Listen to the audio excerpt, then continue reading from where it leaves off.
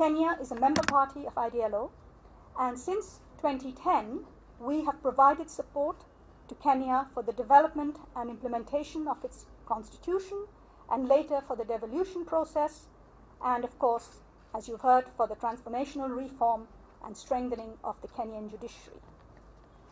The Constitution of Kenya the 2010 Constitution of Kenya brought a new approach to governance and democracy in this country. And under the Constitution, elections are expected to be free, peaceful, and credible. But as a contest for political power, elections by their very nature invite disputes, whether in developed or developing countries. Courts have the principal responsibility for addressing disputes, but often, and I would say especially in developing countries, they are poorly equipped to play this role. Effective electoral dispute resolution, we all know, is key to preventing violence and ensuring the legitimacy of electoral results. It increases public confidence and creates an incentive for political participation by citizens. But in many emerging democracies, concerns about judicial independence deter candidates from using the courts to adjudicate disputes. Weak and incoherent laws and opaque systems can prevent the timely and fair handling of complaints, and courts often do not have the capacity, knowledge, or means to effectively manage electoral disputes.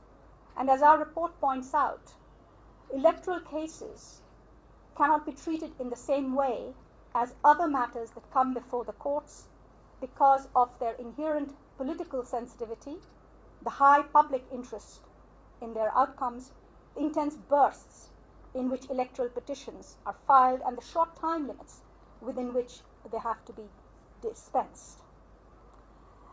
But in an environment marked by ethnic tensions and low public trust in political institutions that had triggered the post-election violence in 2007, the successful management of election petitions by the Kenyan judiciary was one of several key factors responsible for the relatively peaceful elections and transfer of power here in this country in 2013. And it is good to recall the achievements. As we just heard, there were 188 petitions challenging the results, and all of them were finalized within the statutory mandated 6-month period by the Court of First Instance. And despite time constraints and pressures, the electoral bench of the High Court was commended for its consistency in applying the jurisprudence and for the attention it paid to substantive electoral justice, marking an important departure from past tendencies to rely on legal technicalities to dismiss petitions. And from the middle of 2012, IDLO has supported the Judicial Working Committee on Elections Preparedness in various ways through developing procedural rules, training judicial officers and court staff, creating documents to communicate with stakeholders and the public. We embedded a group of researchers within the judiciary to serve as reference points for judicial officers, and we assisted the judiciary to undertake comprehensive stakeholder engagement. IDLO's work on EDR continues to evolve with the now successor of JWCEP, the Judiciary Committee on Elections, and you have heard now the way in which we have worked together, and I appreciation to the committee for their collaboration with us. Allow me to congratulate the committee, the Judiciary Committee on Elections, on its annual report, which was developed with our assistance, and I am confident that the excellent preparatory work that the JCE has done towards the 2017 general elections positions the judiciary well to discharge its mandate on electoral dispute resolution. Kenya is one of 5 African countries that are going to hold general elections this year, the others being Angola, the Democratic Republic of Congo, Liberia, and Rwanda. And Kenya, and our report highlighting the lessons learned, has broader significance, I believe, not just for Kenya, but also for Africa and globally. We should not forget that at the UN, Kenya played a key role. Kenya co-chaired the process that led to the adoption of the UN's 2030 Agenda for Sustainable Development.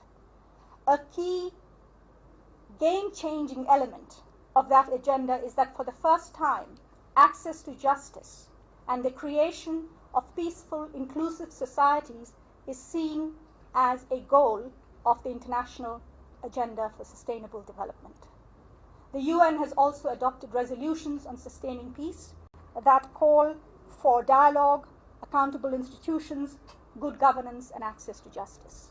So what is happening here in Kenya and what will happen should be seen in that broader context of international acknowledgement and support for access to justice as a key means of ensuring sustainable development and sustaining peace.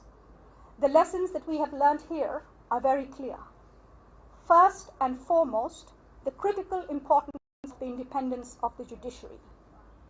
The 2010 Constitution provided for the judiciary's legal independence, but subsequently the judiciary instituted wide sweeping reforms, and the impact of these reforms have been reflected in public surveys that have shown a doubling of public confidence in the independence of the judiciary. But the challenge for any judiciary, whether Kenyan or otherwise, is to ensure that the judicialization of politics, as our report points out, should not lead to the politicization of the judiciary. The second lesson that we draw is the need for clear, consistent, transparent, and comprehensive laws and regulations that ought to be put in place ahead of the elections. The third important lesson we draw is that electoral dispute resolution process and mechanism must be owned, led, and coordinated by the judiciary. And here Kenya provides an extremely important example through the work of the JWEP and now the JCE. And fourth, there should be comprehensive, tailored capacity development, skills building of the judiciary. Judges need to know about electoral jurisprudence, international standards, jurisdictional rules, and need also to learn from the experience of other countries. And the skills building we have found should target not only the judges, but also the support staff such as registrars, legal researchers, and ICT staff. Fifth, we have also learned that training is not in itself enough. The judiciary also needs easily accessible forms of guidance on procedural and substantive aspects such as handbooks and checklists. Sixth, and I emphasize this very strongly, an electoral dispute resolution system has little value if it remains inaccessible and unknown to those who need to use it. Electoral justice should not be restricted to elites or well-resourced petitioners, but must be made available to all those who feel disenfranchised and excluded. And here the judiciary plays an important role in its public outreach activities to inform and to engage. And this outreach is essential to ensure that the public understands and trusts that the EDR system will deliver swift and independent justice.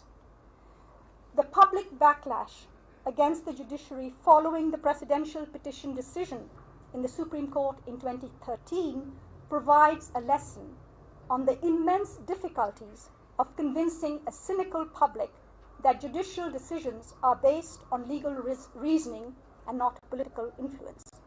And that, of course, makes the task of public outreach even more important. Let me end by saying that ultimately, the most critical challenges are not related to the law and the judiciary, but derive from the attitudes and behavior of political and other actors and institutions. And therefore, parallel measures to strengthen the electoral administration and electoral management bodies is, of course, equally important. And above all, rooting out electoral violence and replacing it with peaceful judicial resolution requires concerted, non-partisan commitment to a culture of democracy and justice from all actors, institutions, and the electorate. The people of Kenya, as so many other speakers ahead of me have said, demand and deserve no less. So as Kenya prepares to further strengthen its judiciary as an essential pillar of democracy and justice for all, let me reiterate IDLO's commitment to working with you and in support of you to reach that goal. Thank you.